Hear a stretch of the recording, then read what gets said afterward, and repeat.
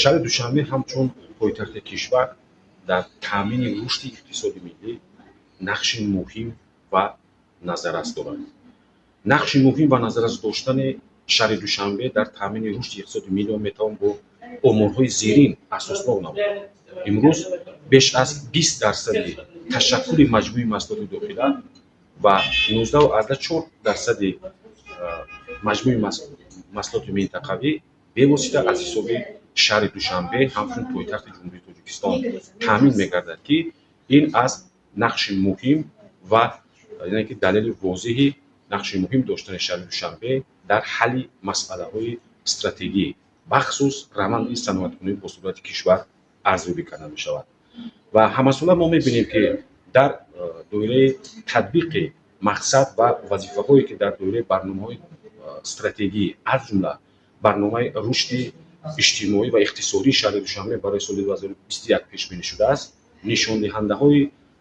макроиқтисодии шаҳри Душанбе аз он ҷумла маҷмӯи маҳсулоти дохила бо маҷмӯи маҳсулоти минтақавии шаҳр бо суръати баланд, яъне зиёда аз 8.3% рушд карда истодааст. ин бори дигар, яъне ин рақам бори дигар баёнгари он аст, ки вазифаҳое ва афзалиятҳое ки дар барнома ва дигар нақша чорабиниҳо вобаста ба таъмини рушди шаҳри Душанбе бахусус дар самти таъмини рушди иқтисоди миллӣ таҳия гардидан бо маром мавриди татбиқ қарор дорад ва идминони комил дорем, ки дар оянда, яъне мин баъд дар заминаи татбиқи ана ҳамон мақсаду вазифаҳое ки пешбинӣ шуданд ва ҳамчунин андешидани чораҳои мушаххас бо дар назардошти